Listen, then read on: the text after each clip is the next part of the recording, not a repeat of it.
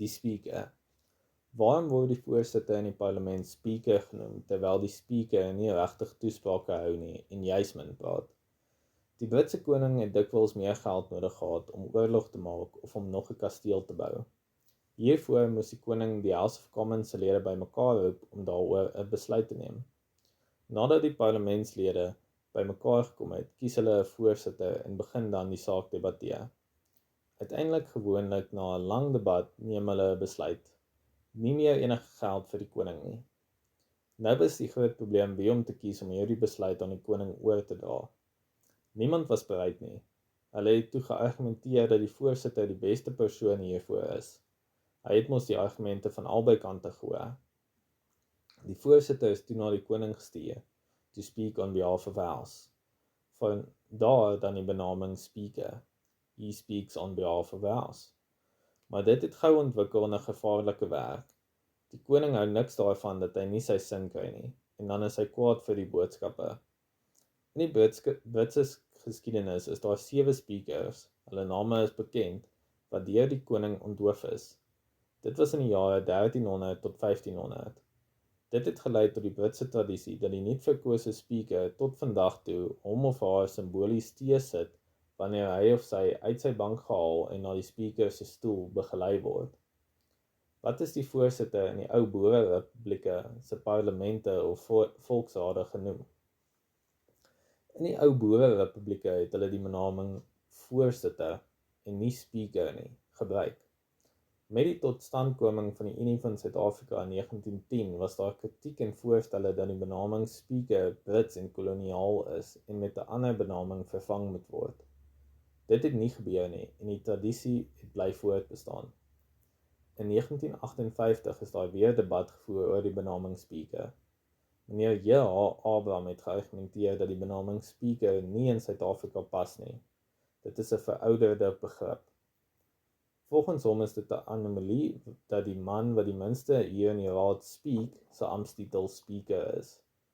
Hy het voorgestel dat die regering dringend na die benaming kyk en dit verander na iets wat meer Suid-Afrikaans is. Jy kan tog nie die Britse benaming speaker in die nuwe republiek na 1961 bou nie, was 'n verdere argument. Weereens is die amptstitel speaker na republiekwording bou. Met die 1996 grondwet en oorname van die ANC is weereens oor die benaming speaker geargumenteer. Tog is die besluit om benaming speaker vir die voorsitter van die vergadering tot op datum te behou. Wat doen die speaker behalwe om voor te sit tydens debatte? In die Suid-Afrikaanse parlement is die speaker die voorsitter by alle debatte van die nasionale vergadering. Hy of sy moet sorg dat die debat ordelik geskied, sodat elkeen 'n billike kans kry om sy saak te stel. Die speaker tree op as 'n soort van skeidsregter. In die Tweede Kamer, die Raad van Provinsies, doen 'n voorsitter dit. Hulle het nie 'n speaker nie, maar 'n eie voorsitter van die Raad van Provinsies wat deur die lede van die raad gekies word. Die speaker is dus die hoof van die parlement met die voorsitter van die Tweede Kamer of Raad van Provinsies onder haar. Naas die speaker is daar ook 'n adjunct speaker en 3 voorsitters vir die nasionale vergadering. Hierdie persone maak beurte om voor te sit tydens sittings om die taak vir die speaker makliker te maak. Die speaker is ook verantwoordelik vir die administrasie van die parlement met 'n begroting van etlike miljarde rand. Die parlement het meer as 1000 personeellede wat navorsers, tolke, biblioteekpersoneel, veiligheid, verversings ensovoorts insluit, almal onder die speaker se beheer. Die speaker moet sorg dat alles hiermee glad verloop. Grondwetlik gesien is die speaker die hoof van die wetgewende been van die regering, die parlement. In daardie opsig is die speaker gelyk aan die hoofregter wat hoof is van die regsprekende gesag en gelyk aan die adjunct president wat hoof is van die uitvoerende gesag. Hulle kry almal dieselfde salaris. Hoe word 'n speaker vandag in Suid-Afrika gekies? Na algemene verkiesing roep die hoofregter die nuwe parlementslede bymekaar. Nadat die nuwe parlementslede ingesweer is, vra die hoofregter nominasies vir 'n speaker, wat een van die parlementslede moet wees. As daar meer as een nominasie is, vind 'n geheime stemming plaas. In die ou boere-republieke het nie die hoofregter nie, maar die oudste persoon in die volksraad tydelik as voorsitter opgetree, totdat al die lede ingesweer is en die permanente voorsitter verkies is. Dit sê iets van die respek vir ouderdom in die boerekultuur van daardie tyd. In die Britse tradisie is dit baie belangrik dat die speaker vir lede van al die politieke partye aanvaarbaar moet wees. Hy moet as 'n neutrale voorsitter kan optree. In die Britse parlement moet ten minste 12 parlementslede 'n speaker nomineer, en 3 van hierdie lede moet van opposisiepartye wees. Dit is 'n poging om te verseker dat die speaker deur almal aanvaar word en so neutraal moontlik as voorsitter optree. In Brittanje bedank die speaker na sy verkiesing uit alle politieke poste om so sy neutraliteit te bewys. Hoe neutraal was die speakers oor die jare in Suid-Afrikaanse parlement? Daar is 'n lang tradisie vanaf 1910 van hoe verskillende speakers al bes gedoen het om billik teenoor alle partye te wees en neutraal op te tree. Een voorbeeld. In 1939 was die speaker E.G. Jansen. Hy was 'n sterk ondersteuner van die eerste minister, generaal Hertzog. Met die uitbreek van die Tweede Wêreldoorlog reken Hertzog dat Suid-Afrika nie onmiddellik aan die oorlog moet deelneem nie. Amerika het vir etlike jare eers die situasie in Europa dopgehou voor hulle in 1941 by die oorlog betrokke geraak het. Smuts, as adjunk eerste minister, verskil hiervan en is ten gunste van Suid-Afrika se onmiddellike deelname aan die oorlog. Hierdie verskille lei tot 'n krisisdebat in die parlement waar elke stem belangrik gaan wees. Speaker Jansen, as 'n Hertzog-ondersteuner, het so sterk oor die speaker se neutraliteit gevoel dat hy buite stemming gebly het. Die gevolg was dat Hertzog met enkele stemme verloor het en as eerste minister moes bedank. Nog 'n voorbeeld. Helen Suzman, wat jare in die parlement as die enigste lid van die progressiewe party het na haar uittrede met groot lof gepraat van speaker Henning Klopper. Klopper was lid van die Nasionale Party. Hy was 'n stoere Afrikaner van Parys, wat ook die leier was met die 1938 herdenking van die Groot Trek en 'n stigterslid van die Afrikaner Broederbond.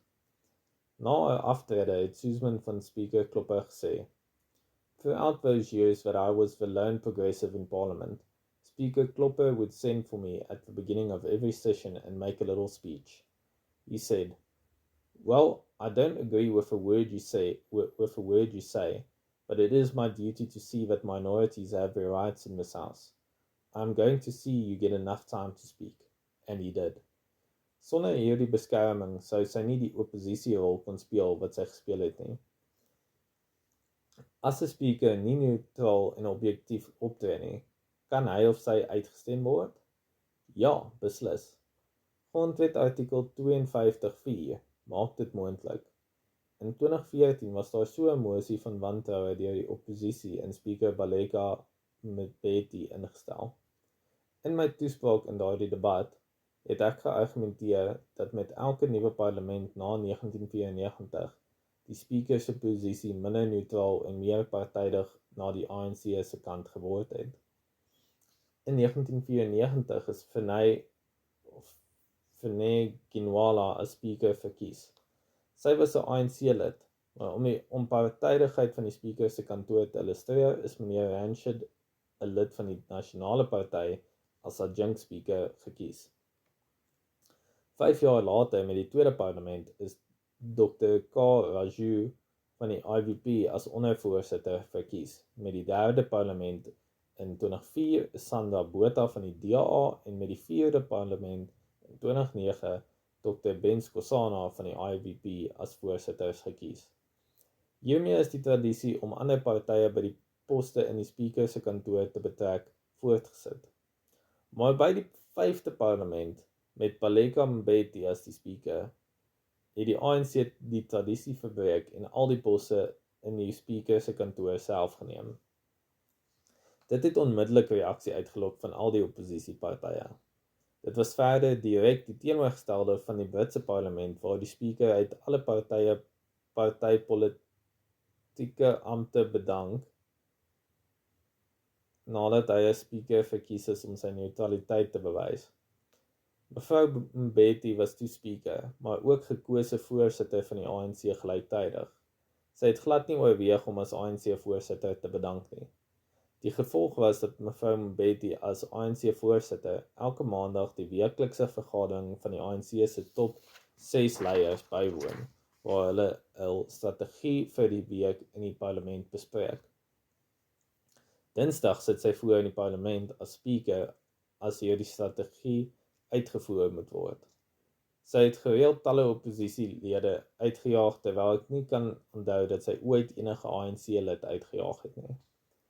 In 1941 was die speaker se salaris £1000 per jaar. Dit was dus R2000 per jaar. Charlie Fikart, parlementslid vir Ladybrand, het op 'n tydstip voorgestel dat speaker Motenu se salaris met £1000 verminder word na 0. Sy klagte was dat die speaker tydens die debat so vas in die slaap was dat een van die bodes hom moes wakker maak. Generaal Smuts het hom verdedig en gesê, die feit dat sy oë toe was, beteken nie dat hy geslaap het nie. Hy het net diep gedink. Watter spesifieke tradisies is daar rondom die speakerskap? Tradisies is belangrik omdat dit 'n sekere vastigheid en verbintenis met die verlede bring. Kyk maar na 'n instelling soos 'n skool, 'n universiteit of die weermag wat trots is op sy tradisies en prestasies. By so 'n instelling sou jy teen die meer foto's van oud leerlinge wat presteer het en vorige hoofde van die instelling sien. So 'n instelling met tradisies laat jou bevoorreg voel om deel te wees van iets wat soveel groter en ouer as jy self is. Teen hierdie agtergrond is speaker en parlementêre tradisies belangrik, sodat dit nie die werk van die parlement vertraag nie, solank dit nie die werk van die parlement vertraag nie. Daar is verwys na die tradisie in die Britse parlement dat 'n nie verkose speaker vandag nog maak of hy onwillig is om die pos te aanvaar, omdat dit so gevaarlik is nadat vorige speakers se koppe deur die koning afgekap is. Hy probeer dan terugrem en keer dat hy deur die swepe na sy verkiesing na die speakerstoel geneem word. Die tradisie word nog in Australië, Kanada en baie sulke lande gevolg. In Suid-Afrika was die laaste keer wat hierdie tradisie gevolg is in 1994 en 1999, toe meneer Willem Doorman hom so teëgesit het toe hy as speaker in die Wes-Kaap se parlement verkies is. Sy party se swepe hak dan by hom in en forceer hom so simbolies na die speakerstoel. 'n Ander Britse tradisie wat in Suid-Afrika oorgeneem is dat as 'n lid die raadsal binnekom, hy of sy na die speaker draai en sy kop in die rigting van die speaker knik. Dieselfde gebeur as hy die raadsal verlaat. Die EFF as politieke party weier om dit te doen, want hulle glo hulle gee daarmee erkenning aan die speaker. Wat hulle nie verstaan nie, is dat die tradisie niks met die speaker te doen het nie. Die Britse parlement het in die beginjare in 'n Christelike kerkie, 'n kapel, vergader. So 'n kerkie het koorbankies weerskante gehad waar die lede gesit het en 'n altaar wat in die middel voorgestaan het. Die Britse parlement lyk vandag nog steeds so. Die speaker het net voor die altaar gesit en die lede het uit godsdienstige respek vir die altaarkop geknik. Nie vir die speaker nie. 'n Kopknik word vandag steeds deur die Suid-Afrikaanse speaker gebruik as die nasionale vergadering in die middag met sy sitting begin. Die speaker kom die raadsal binne en gaan staan voor by die speakerstoel. Sy of hy kyk daarna na die regering, wat altyd regs van die speaker sit, gee erkenning aan hulle en klik in hulle rigting. Daarna doen sy dieselfde na links, waar die oppositie sit, en knik na hulle kant. Daarna lees die speaker die openingsgebed voor. Na 1994 vra sy vir 'n oomblik van stilte vir eie gebed. Daar is die laerskoolleerlinge wat die parlement besoek het en hierdie verskillende kopknikke van die speaker aan die begin van 'n sitting gesien het. Die kinders moes daarna 'n opstel skryf oor die besoek en hul ervaring. 'n Seentjie wat baie bewus was van hoe moedeloos sy pa met die politiek van die land is, het toegeskryf dat hy kon sien die speaker is net so moedeloos as sy pa. Hy skryf: Die speaker het ingekom en eers na die regering gekyk vir hoop, maar moedeloos haar kop geskud. Daarna het sy verhoop na die oppositie gekyk en weer haar kop moedeloos geskit en toe besluit, al wat nou oorbly is, kom ons bid maar net vir hierdie land.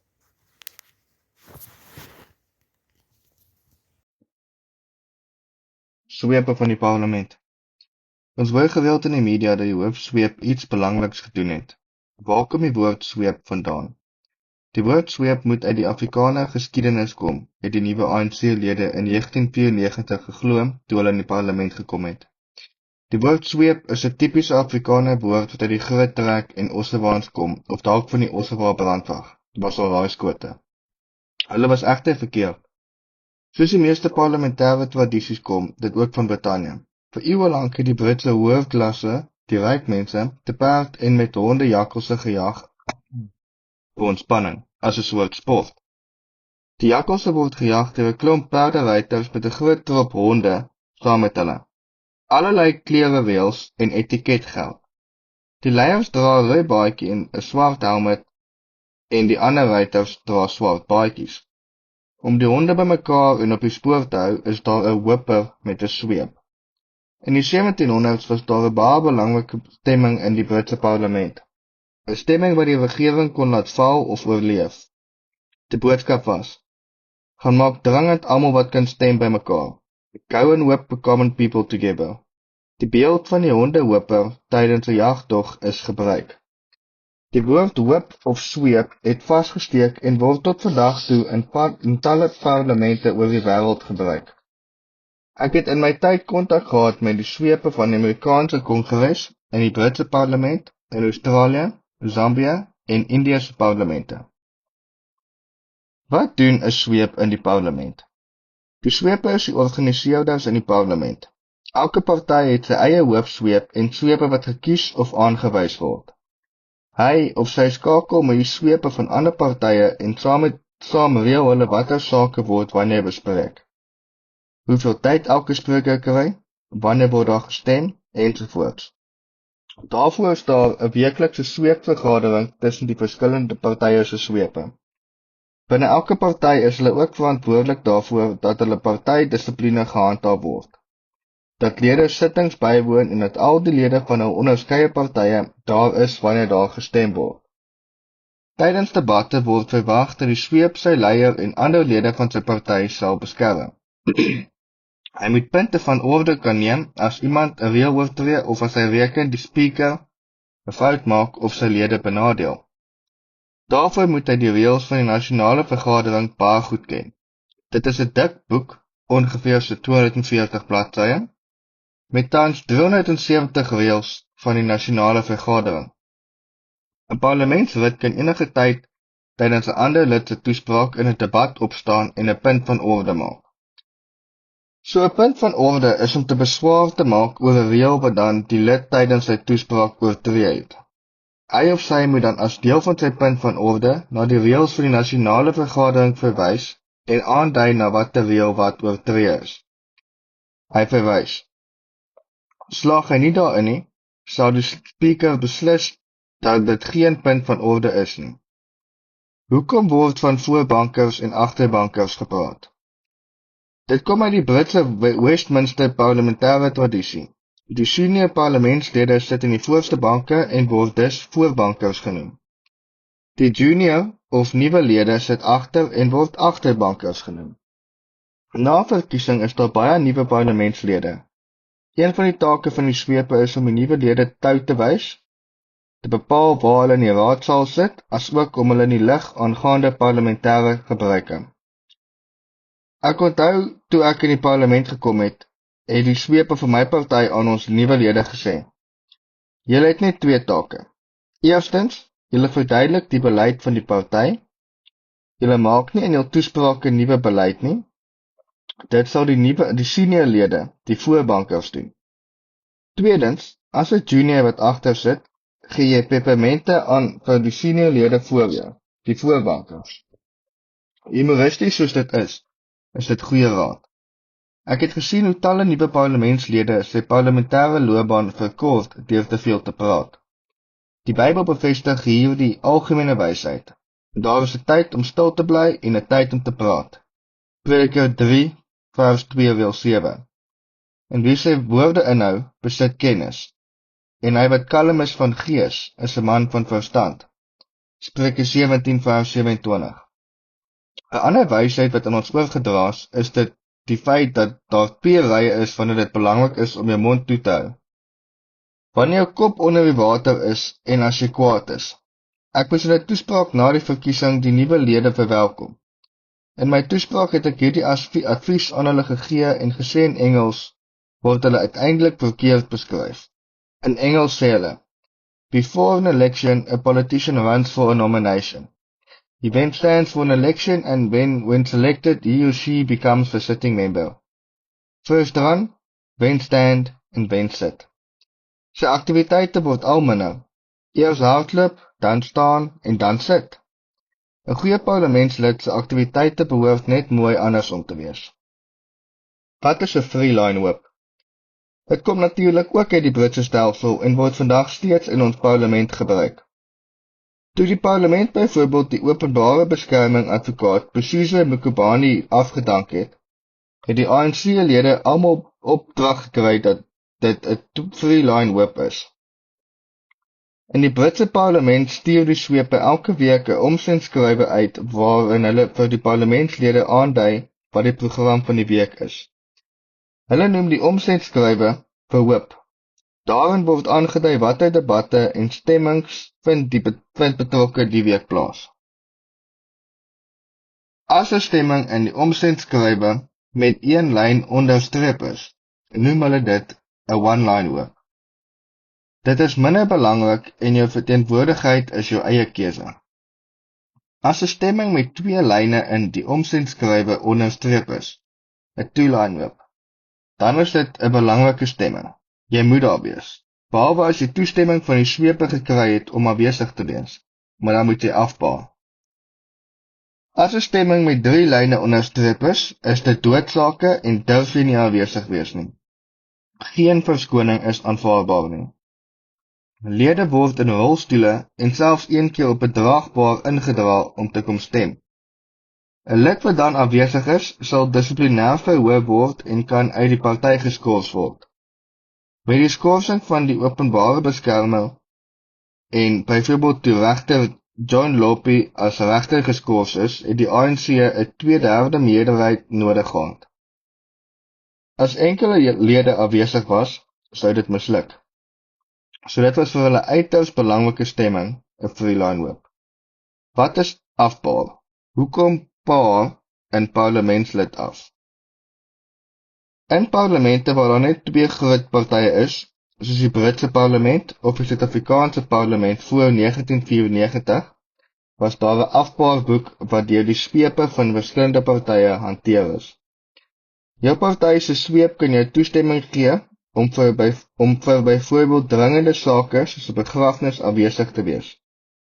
Jou sweep skakel dan met die sweepe van die ander party om te hoor of hulle ook iemand het wat met die belangrike stemming afwesig gaan wees. Dan kom hulle ooreen om julle 2 af te paar. As die stemming dan plaasvind, verander jou afwesigheid en die ander party se lid afwesigheid nie die stembalanse in die raad nie. In 'n proporsionele kiesstelsel, waar daar so baie partye in die raad is as wat ons tans het, is daar nie meer iets soos afbaring nie. Daar was al baie nuusberigte dat 'n stemming uitgestel moes word, omdat daar nie 'n quorum is nie. Hoe werk dit? As daar in die parlement gestem word, moet daar 'n sekere aantal lede verteenwoordig wees wat die quorum genoem word. 'n Quorum is die minimum getal stemgeregtigde lede wat teenwoordig moet wees, soos deur die grondwet bepaal. Sonder 'n quorum kan daar nie met die stemming voortgegaan word nie. Die hoofsweep van elke party moet sorg dat sy lede teenwoordig is. Na 1994 was mevrou Winnie Mandela lid van parlement. Sy het letterlik vir maande geen sitting bygewoon nie. Die ANC sweepe was te bang om teen haar op te tree. Terwyl sy toe verander. Ek dink eintlik net vir haar. Die enige reël in die parlement, dit is reël 35, bepaal dat jou party se sweep jou kan afgee vir tot 15 dae. As jy langer as dit afwesig is, weens siekte of byvoorbeeld 'n buitelandse reis, moet die nasionale vergadering dit goedkeur, anders verloor jy jou lidmaatskap van die parlement. Dikwels gebruik die oppositiepartye die quorum, of die gebrek aan 'n quorum, om 'n verleentheid vir die ANC te veroorsaak. ANC-dissipline is nie altyd goed nie, en as dit gelyk het of daar min ANC-lede teenwoordig is, glip die oppositielede saggies een vir een uit die raad. Net een lid bly agter en wys die spreker daarop dat daar geen voorgegaan kan word nie, want daar is te min lede in die nasionale vergadering of raad. Daar is nie 'n quorum nie. Die klokke word dan dwars deur die gebou gelei dat almal raad toe moet kom. ANC-lede in die gebou storm soontoe terwyl die oppositielede se stout kinders in die gange rondwag. As daar nie genoeg ANC-lede in die raad opdaag nie, dan moet die raad verdaag en kan die betrokke wet waarmee die oppositie saamstem nie aanvaar word nie. Die ANC-swepe het dan duidelik ook nie hul werk gedoen nie en sal deur hul leiers voorstok gekry word omdat soveel lede afwesig is. Hoe belangrik is die hoofsweep in die parlement? Baie belangrik. Die hoofsweep van 'n party sit gewoonlik reg agter sy partyleier sodat hy of sy dadelik beskikbaar is om opdragte van die leier uit te voer. In Brittanje is die eerste minister se amptswoning Downingstraat 10. Die hoofsweep se kantore is Downingstraat 9, terwyl hy in Downingstraat 12 woon. In Brittanje is hy ook lid van die kabinet en in die meeste lande kry 'n sweep 'n ekstra toelaag bo sy salaris uit waardering vir hul parlementêre werk. Mevrou Thatcher het haar hoofsweep 'n cabinet enforcer genoem. Iemand wat besluite help afdwing. 'n Goeie hoofsweep wat goeie dissipline binne 'n party handhaaf, bepaal dikwels hoe effektief so 'n party in die parlement is. Die omgekeerde is natuurlik ook waar van 'n swak hoofsweep. Die bekende Britse skrywer en parlementslid Jeffrey Archer se boek First Among Equals, wat in 1984 verskyn het, is juis 'n storie oor swepe en ambisie in die Britse parlement.